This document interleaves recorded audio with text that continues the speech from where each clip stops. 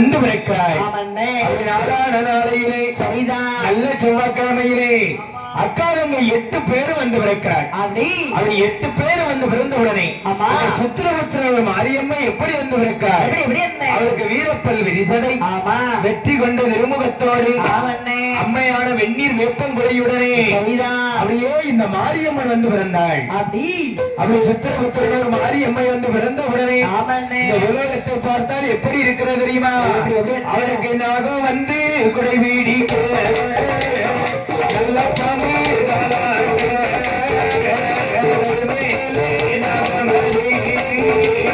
குடை மேலே வந்து